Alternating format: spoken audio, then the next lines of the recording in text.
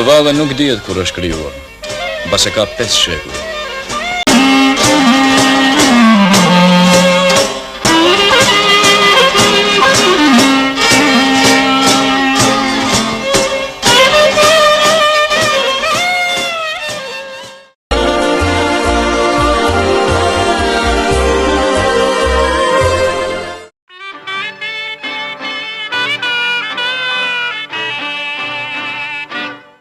Në çdo hap që ngrihet mbi tokë, në çdo rrahje këmbësh që sfidon gravitetin apo në duar që ngjiten drejt qiellit, fshihet një histori që nuk është thjesht një valle, ajo është një kujtesë.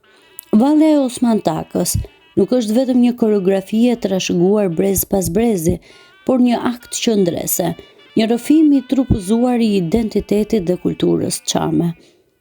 Lindur nga legjenda e Osman Takës, kjo valle mbart në vete dramën, krenarin dhe shpirtin e një populli që ka ditur të ruaj veten përmes artit dhe kulturës. Çdo lëvizje e valles është një simbol, çdo ktesë është një kujtim që refuzon të shuhet. Sot në podcastin Çamiko i rikthehemi kësaj pasurie të gjallë përmes 2 zërave që e njohin dhe i jetojnë atë nga afër. Studiuesi Enver Kushi, që e sheh vallen si tekst kulturor për të lexuar, për të kuptuar dhe për të shijuar.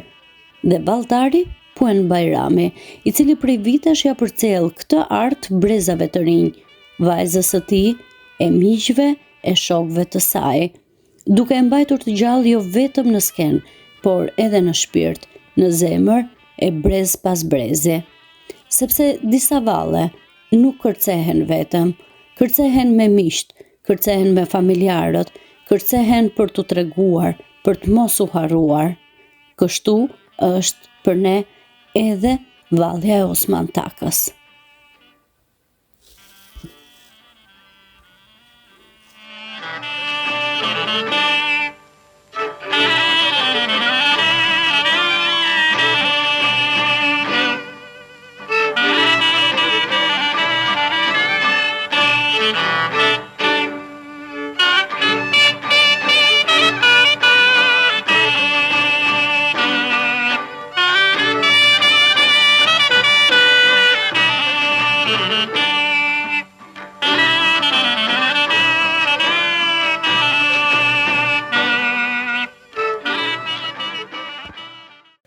Atëherë, ju falenderoj që më ftuat për së dyti në Çamiko.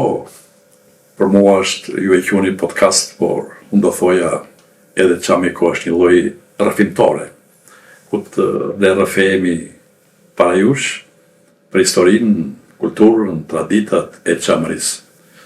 Është kënaqësi sepse këtë radhë do flas për vallet çame, ose vallet çame. Dhe më pas për një nga perlat e valleve çame, që është vallja e Osman Takës.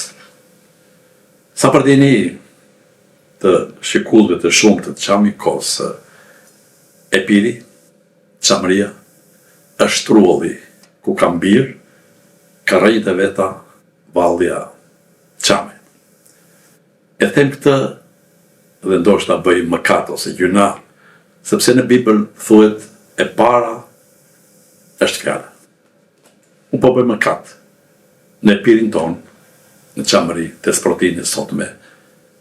E para ndoshta s'ka qenë fjala. E para ka qenë valli. Njeriu i parë në ato troje, pasi ka parë qiellin e bukur të sprotisë, Çamërisë, Epirit, është manitur nga qiell, është manitur nga yjet, nga hana që është ndryshe atje. Është manitur pastaj nga lindja e diellit, perëndimit e diellit. Është manitur nga ajri, aromat që vijnë nga 2 lumenjtë të famshëm, lumi Akaron dhe lumi mitik i Kalamajt.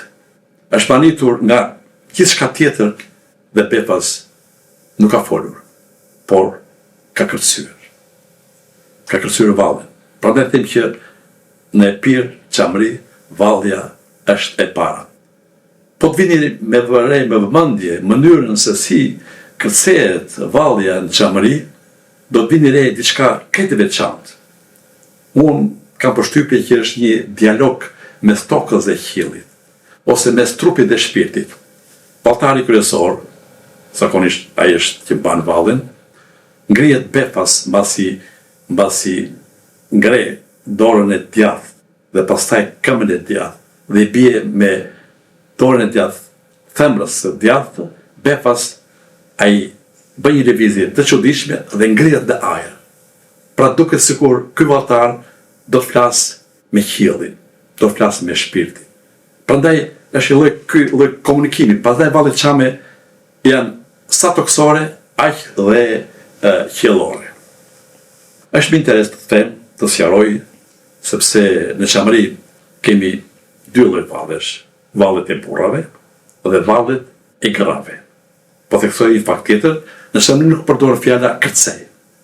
Nuk thuhet kërcej, si të përdoren në krahinë të ndryshme, por luaj. Pra, nuk thotë të çami kërceva vallen, po thotë luaj ta vallen. Luaj ta vallen Osman Takas, luaj ta këtë valle tjetër.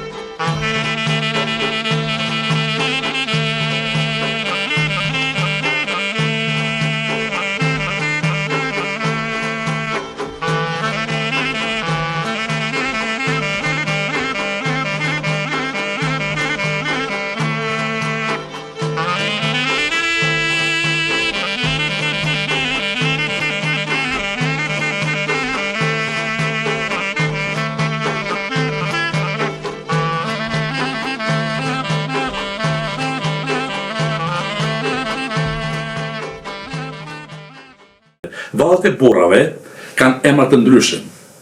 Quhet vallja e Sufarapit, vallja e Minushit, vallja e Beraçe, vallja e Sinis ose vallja e Sofrasë, e të tjerë. Dhe valli Osman Takës, padyshim që do flas pak më pas për vallin Osman Takës. E veçanta e valleve të burrave është karakteri burror i tyre. Është karakteri luftarak i tyre. Dhe me kemi të karakteri luftarak i valleve të burrave çam, me lejoni të përmend një piktur ku është Kolokotroni, një nga herojtë të revolucionit grek. Kolokotroni është një qendrim stoik, që duke është para betejave, dhe në sfond janë luftëtarët e tij të veshur me fustanella që kërcejnë vallin çame. E theksoj këtë sepse ka studiuese që e lidhin vallin çame, rrënjët e vallit çame thellë në lashësi. Kur thellë lashësi, bile e quajnë që nga koha e Piros e Pirit, vallet pirike. Këto janë gujdhëna, nuk ka fakte historike, por gujdhënat janë gujdhëna dhe transmetuar nga brezi në brez. Thuhet që Piro e Pirit, para betejave, luftëtarët e Piros e Pirit kërcenin. Pra, me një farë kuptimi deheshin, para se të futeshin në luftë kundër armiqve të tyre. Prandaj vallet çame kanë këtë lloj deje, këtë lloj ritmi luftarak etj. Vallet e grave janë më lirike, padyshim më lirike, kanë një lloj elegance të çuditshme. Unë kam patur fatin të shikoj valle grash që në rinin time të hershme në daskat tona, por edhe në qytetin e vogël të Rogozhinës, ku kishte një komunitet të madh çam, një lagje quhet lagja e Misia. Bile unë mbaj mend dhe këtë e kam thënë më pas kur zonjat çame, vajzat çame dilin në valle, duke sikur i thonin edhe erës të lutem pusho tani, edhe zorve pushoni tani. Pra ishin ato që të ndieshin në vallet e bukura, elegante të vallave të rike Çame.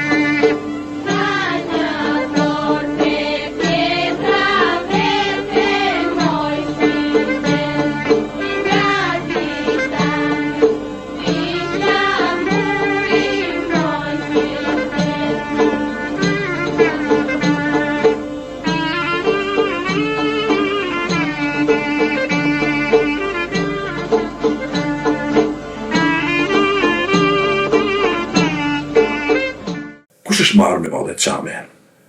A ka studius? A kemi studime? Po. Kemi shumë studime për vallet Çame. Dhe është fati mirë që kemi këto studime, por është fati keq që na akoma nuk i kemi përmbledhur këto studime në një vëllim, në libër më vete. Unë të përmendja disa studius shqiptar, profesor të nderuar, si Ramazan Bogdani, Nexhat Akolli, është Angjel Tërshana, që është marrë posaçërisht me vallet Çame, ose janë dhe studius me origjinë nga Çamëria, Hajdini Sufi është marrë me vallet Çame, profesor Selman Sheme është marrë me studimin e vallet Çame, Bashkim Kuçuku gjithashtu është marrë me studimin e vallet, Ibrahim Hoxha është marrë me studimin e valleve Çame.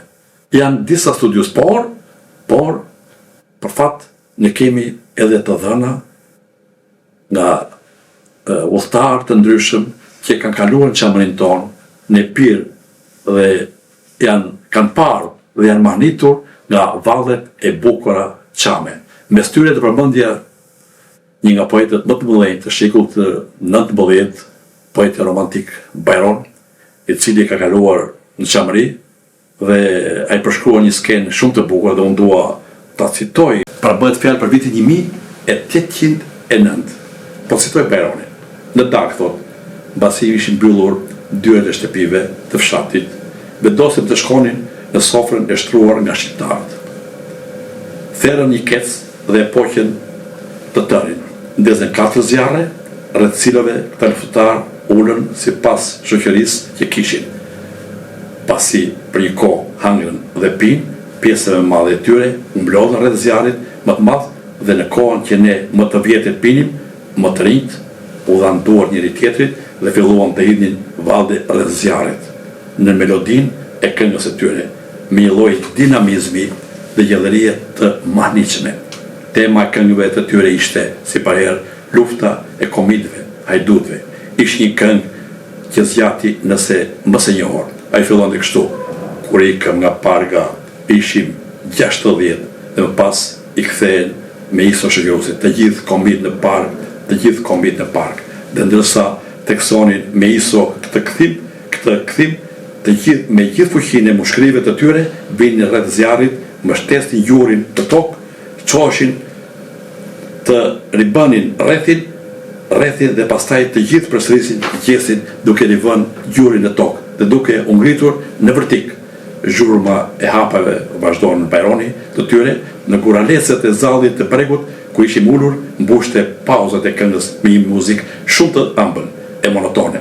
Nata ishte errët, por drita që përhapnin flaka e zjarreve bënte që të dalloshin pemët, shkëmbejt dhe liqeni, për më tepër pamje egër e valltarëve jepte dekorit të natyrës përreth një pamje të tronditëse dhe misterioze, si një fantazm gjysmë fshehur brenda tyre. Është një përshkrim i jashtëzakonshëm i Ballet Çame. Por do të analizoje diçka tjetër lidhur me Ballet Çame, para se të kaloj tek Osman Taka. Është fat që në repertorin e ansamblit këngëve dhe valleve, sidomos në vitet, mos gaboj, fund viteve 70, mos gaboj me datën, u bë pjesë e repertorit Ballet Çame. Dhe është merit e një koreografi të shkëlqyer, të jashtëzakonshëm.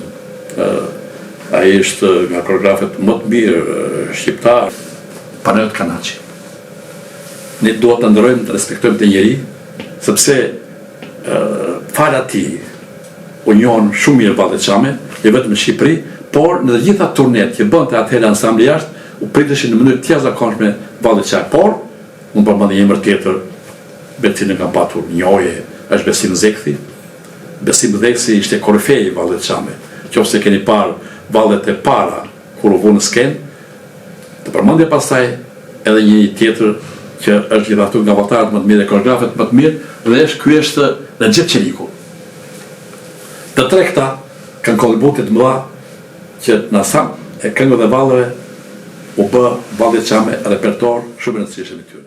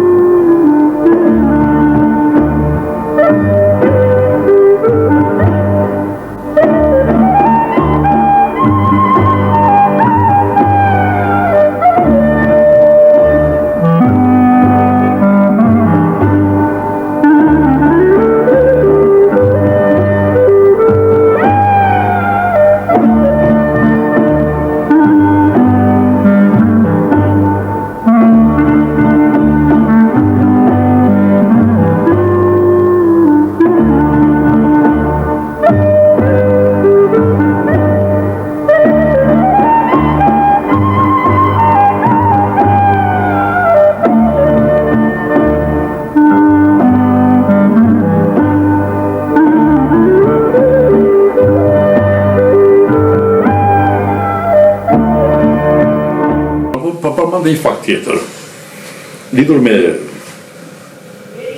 Ballet Çame dhe ballen e Osman Takës. Kush ka parë gjitha gramofonin, ka parasysh skenari ka qenë i Vall Koreshit, një amit e mi të vyer, për fat u bë pjesë e këtij filmi dhe është ai Matani që e kërcen mrekullisht bukur edhe këtë valle në filmin Gjeneral Gramofoni. me qemi tek Vallë Koreshi dhe tek karakteri i vallëve luftarake çame dhe mesazhet që japin ato për të bërë diçka e më thënë Vallë Koreshi. Një koncert para viteve 90 në Athinë, ku merrte pjesë një nga mjeshat e mëdhenj klarinos, Level Bariu, mbasi mbaroi melodia e Level Bariut në pushim, teksa po dilnin, një general grek kërkoi të takonte Level Bariu. E takon mjeshin e madh të klarinos dhe i thotë këto fjalë: nëse unë do isha në betejë për të rritur moralin e ushtarëve të mi, do të merret ty me klarinon, për të bërë klarinos. Dhe por i kthehem prap, sepse këto karaktere kanë dhe vallë çame, vallë frymëzuese edhe për betejë, edhe për luftën e tjera. Tani pak fjalë për vallën e Osman Takës, ose të them ndryshe për thelbin e kësaj bisede. Kush është Osman Taka? Ç'është kjo vallë? Nga më të bukurat padyshim, jo vetëm në Çamri, në Epir, Thesproti, por në Shqipëri, në Ballkan, në Greqi, edhe shumë e gjerë. E para, ajo quhet vallja e Osman Takës. Pra, është një emër konkret. Sepse është Osman Taka ai që e luajti këtë vallë në Janin. Osman Taka vjen nga një familje e madhe e Konispolit, e fisit Taka, nga fiset më të rëndësishme të Çamërisë, Konispolit, me kontributet mëdha në lëvizjen kombëtare shqiptare. Nuk duhet të ndalim gjatë në rolin, rëndësinë që ka kjo familje, figurat e shura të saj në lëvizjen kombëtare shqiptare, por po ndalim tek Osman Taka. Ai ka lindur në vitin 1847 në Konispol. Dhe është nga njerëzit, pra nga ato figura të shuara që ka marrë pjesë në lëvizjen kombëtare shqiptare dhe ka qenë nga ato figura, nga aktivistët e shquar të dekës së lidhjes shqiptare të Prizrenit. E theksoj këtë sepse nuk është figurë e panjohur, është figurë shumë e njohur. Konispol edhe tani transmetuar Gomengoj e njohin shumë mirë kush është Osman Taka. Cila është historia e Osman Takës dhe si përcjell valli e Osman Takës? Unë po përsëris ndoshta në një tjetër në këtë drejtim. Por Osman Taka u fut në burgun e Janinës, u dënua, pra me burg, dhe mas 2 vjetësh vjen fermani që Osman Taka të lirohet nga burgu. Atëherë valiu i Janinës i bën një reng. Ai porosit që në qendër të Janinës të ngrihej pra vendi ku do varej Osman Taka, dhe me që ishte edhe ditë panajire, ishte qindra njerëz e morën vesh dhe morën pjesë në atë që do quhej varri i Osman Takës. Shkuan në qeli dhe thanë që është marrë vendimi që ti do të varesh. Atëherë Osman Taka thotë, më sillni plashkat e mia. Me fjalën plashka e kishte parasysh kostumin e tij, kostumin çam. Ja sollën, e veshi dhe doli para valiut të Janinës. Po kërkoi diçka. Unë tha dua orkestrën time, tha. Dua të kem, tha, një klarino, dua të kem defin, dua të kem lautën dhe padyshim dhe violinën. Orkestra ishte gati, u afrua tek ata, u mësoi melodinë dhe filloi klarinata. Dhe në moment që filloi klarineta, ai filloi vallën e famshme të Osman Takës. Është një vallë që unë do ta përshkruaj pak më pas, si që e përshkruajnë të huaj, së mas studiusit, si që përshkruajnë studiusit e huaj dhe shqiptarë, është një vallë e jashtëzakonshme. Në fund, mas i mbaroi vallja, ai tha, tani bëni ç'doni me mua. Baliu çohet dhe thot, të kam falur jetën. Pra, ti je i lirë. Atëherë, Osman Taka ikën nga Janina, unë mendoj që këtu fillon ajo që quhet rrënja e vallës së Osman Takës. Çka ndodhi me këtë vallë? Çka ndodhi me vallën që mori emrin Osman Taka? Unë mendoj që ndoshta mas jave, mas i muaj, mas 2 muajsh, ata që e pan këtë vallën Janin, mund të ishin shqiptar të Janinës, çam, mund të ishin vëllë, mund të ishin grek. Bepas e kanë parë ndoshta një nga dasmat e Paramithisë, kërcyer. Më pas ndoshta e kanë parë në Margëlliç, ndoshta e kanë parë në Luarat, ndoshta e kanë parë në park, Prevez. Me siguri pastaj ka vazhduar vallja edhe në Gomenic, ka vazhduar në Filat, në fshatrat e Filatit dhe fshatrat e Çamëris. Dhe vallja mori një parapje shumë të gjerë, dhe u bë një nga vallet kryesore në të gjitha dasmat dhe Çame. Dhe kjo nuk është e rastit. Unë do të citoj lidhur me vlerat e kësaj valle, një studius që unë ka patur mik në Xhat Agolli. Ai ka një studim për vallin Çame. Ai thotë që në një ekspedit të vitit 1971 të Institutit Kulturës Popullore në Konispol, dhe fshatrat e Konispolit u regjistruan mes tjerave edhe shumë këngë dhe valle, por spikati vallja e Osman Takës. Dhe ne u manitëm si studius me këtë valle të veçantë dhe të rrallë. Dhe në vitin 1973 vallja u paraqit në festivalin e Gjirokastrës. Me lejonit bëj një sqarim këtu.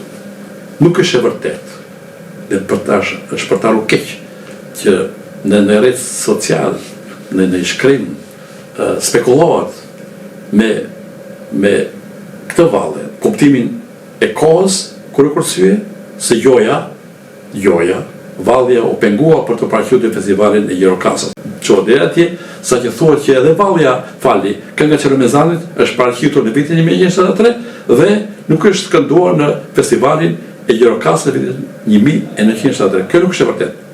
Vallja Osman Takës, mas ekspeditës në vitin 71, u paraqit në festivalin e Gjirokastës dhe u prit në mënyrë të jashtëzakonshme. Kujtim jonë e regjizori i filmit Andra Çamëris, në vitin 1974 e ka regjistruar këtë valle dhe e ka bërë pjesë të filmit të tij.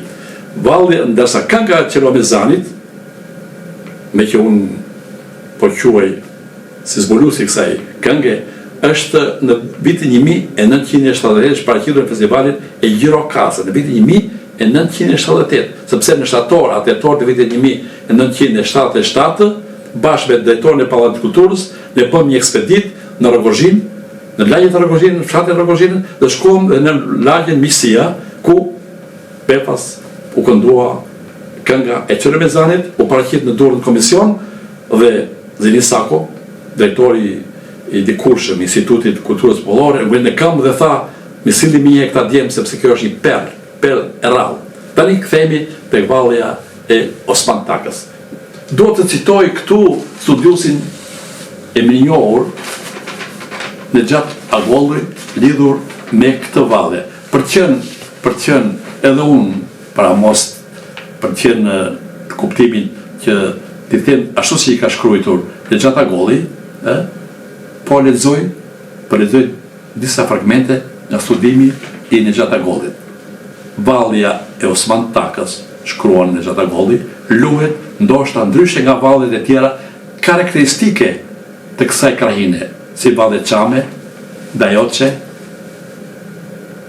Kasapçe, Beratçe e tjerë, përveç se nga 2 dhe nga 3 valltar. Frymëzimin, shkruan ai, valltari e merr pasi ka dëgjuar në heshtje ionet e gërnetës së djegur, më pas nga violina, lauta dhe defi. Ngritja e këmbës përpara, e thyer, dhullimi i saj për të kryqëzuar prapa poshtë kofshës me qëndrimin e trupit drejt dhe dorën e ngritur lart që vërtit shamin përbëjnë momentin e eksplozimit të valles. Kjo figurë patetike digjet nga lëvizjet e tjera me zhvendosje të vogla përpara prapa e në vend me ecje, me gjysmë ulje dhe rrotullim në vend në formë piruete. Dhe pastaj vazhdon. Por çasti më kulminant, thot ai, i valles, i shprehur me një figurë plastike, është shumë e gjetur, është përkulja e valltarit, mbrapsht në formën e një harku, që me të drejtë mund të quhen ur, duke u thyer në mes me kokën mbështetur në tokë, ndërsa krahët e hapura anash lëvizin sipas rrymit të vallës. Pra, tek vallja e Osman Takës, kjo figurë plotësohet me një mendim të thellë si figurë tjetër në kalimin e valltarëve njëri mbi tjetrin me trupin e korifeut. Dhe vazhdon.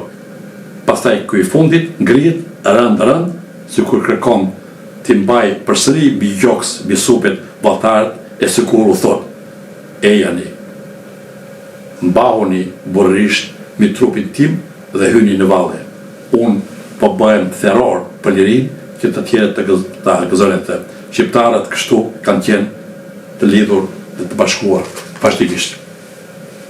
Nuk është nevoja për koment për këtë që thash, por ka një vlerësim tjetër të një nga personalitetet e mëdha të kulturës shqiptare e më gjerë është arvanitësi Aristid Kola. Dua të citoj Aristid Kolën sepse është shumë e rëndësishme kjo. Aristid Kola Beslera thotë që vallja e Osman Takës është futur për të studiuar edhe në shkollat greke. Por ai vëre diçka të çuditshme.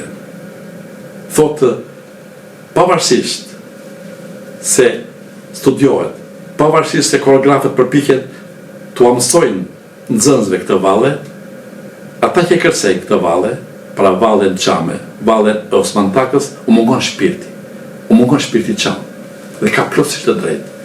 Unë kam patur fatin të ndjek para 90 vjetëve, ku erën disa grupe në Shqipëri dhe pjesë e repertorit e tyre ishte valli Çame.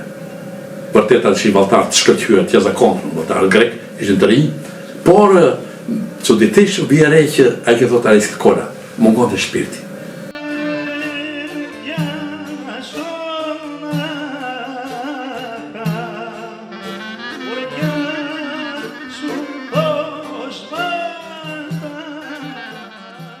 Atë kërceni bukur, si balerin, por herë ishin element që nuk kishin bënë me vallin Çame. Tani, po citoj prapë Aristid Kolën e madh. Valli Çame, shkruan ai, është ajo që pasion shpirti shqiptar. Siç e tregon dhe fjala, kjo vjen nga Çamët. Dhe vazhdoj pastaj analizën.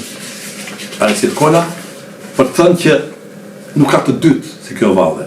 Valli Çame ka levendëri, kenari, bukuri në lëvizje, të cilat vënë duke dhe virtutet e më sipërme. Nuk është valle erotike, por gjithashtu nuk është as luftarake, as e ndjenjes. Valli Çame është valle triumfale. Dyshoj nëse mund të ketë të dytë në botë dhe vazhdon. Valli Çame përmbledh me lëvizje bukurin, levendërin, burrin dhe krenarin e kërcimtarit të parë, sepse duhet teksuar këtu se valli Çame nuk i kërcet i gjithë, por vetëm kërcimtari i parë. I dyti e mban mirë dhe është me të vërtet e vështirë të mbajë drejt atë, e të tjera. Cila është shtrirja gjeografike e vallit Osman Takës? E thash para pak, mbasi u kërcye nga Osman Taka në Janin, ajo bepos shpërnda në gjithë Çamërinë. Dhe u bë pjesë e dasmave Çame. Jo vetëm kaq, u bë pjesë e gëzimeve të grekëve, vëllezërve që ishin në Çamëri. Edhe shkoi më tutje deri në jug, në Athinë dhe gjithë Greqinë. Jo vetëm kaq, por në Shqipërinë e Jugut ajo kërcehet siç kërcehet Çamëri. Ku flas Shqipërinë e Jugut ka parasysh Sarand, Delvin, Gjirokastër, përmet dërsa tani më vjen mirë që është futur në repertorin e valleve edhe në Shqipërinë e Mesme deri në Kosovë.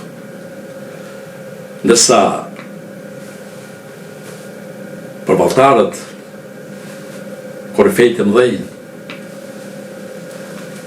unë kam parë disa korifejt të tillë në Rogozhin, mes tyre dhe përmendja Shaban Osmani që ishte nga Starica, e valltarët e tjerë, po ai kërcete ndryshe vallit Çame. Mbaj mend mirë këtë, kur në Rogozhin vinte orkestra e Karamanit. Karamani ishte nga Paramithia, ishte nga klarinetistët më të mëdhenj të Epirit, Çamërisë. Dhe kur vinte në Rogozhin, kur vinte princi i madh, dhe ishte nderi i madh që në vallit Çame të ishte Karamani. Mbaj mend Shaban Osmanin, burrat bisedonin, dhe kur hynte Shaban Osmani për kërcyer, bepas pushonin bisedën, Shaban Osmani afroi te Karamani, diçka u thonte, dhe fillon te Karamani melodin Osman Takës. Dhe tani, gjithçka ishte e Shaban Osmanit. Bashkë me 2 ose 3 që e mbanin. Tani, ne kemi 2 valltar të mëdhenj.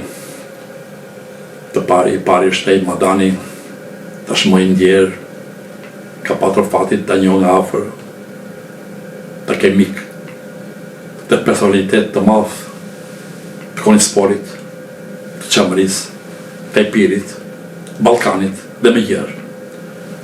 Unë besoj në teorinë e metempsikozës. Para kur vdes dikush, shpirti kalon tek trupi tjetër, që është gjallë. Me siguri, në trupin e Tej Madanit është ka qenë shpirti e Osman Takës. Osman Takës parë plas. Osman Takës valltarit të madh për cilën folëm më lart. Shumë vite më parë, një nga mjeshtrat e mëdhenj të koreografisë shqiptare, Besim Zekthi, mos u kthye nga një turne që kishte bërë në Janin dhe pastaj në Gomenic, më tha emocionuar këto fjalë. Kur dolëm, thot, në stadiumin e Gomenicës për dhënë koncert, dhe kur doli Tej Madani për rësyrë Osman Takën, i gjithë stadiumin vjen në kamp, thot. Dhe e kanë kthyer jo një herë, por 4 herë vallën e kërcyer të Osman Takës nga Tej Madani. Dhe më thot këto fjalë. Unë nuk e dija, thot, që në qamëri kishte akoma qam. Gjithë stadiumi, thot, ishe i mbushur me qam të krishterë. Dhe në vazhdojnë pastaj i ndjeri Besim Zekthi. Unë kam marrë pjesë sot në koncerte brenda jashtë Shqipërisë, kam pas emocione, po më tha këto fjalë.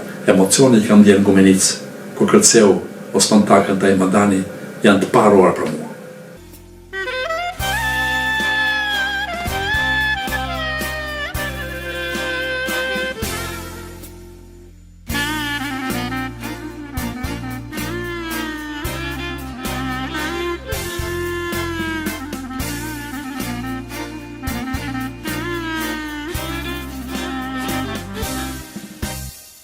Hajde more Osman Taka, hajde more Osman Taka, dari nani nase plasa, dari nani nase plasa.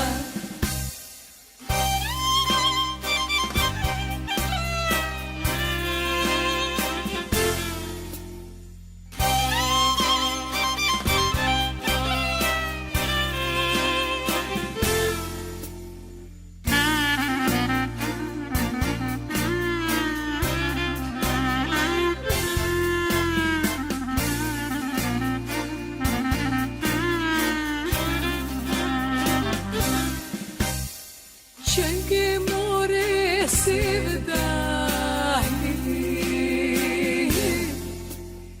çenge more sevdali,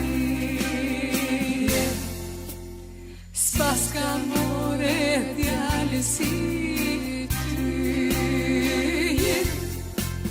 spaska more djalësi ty.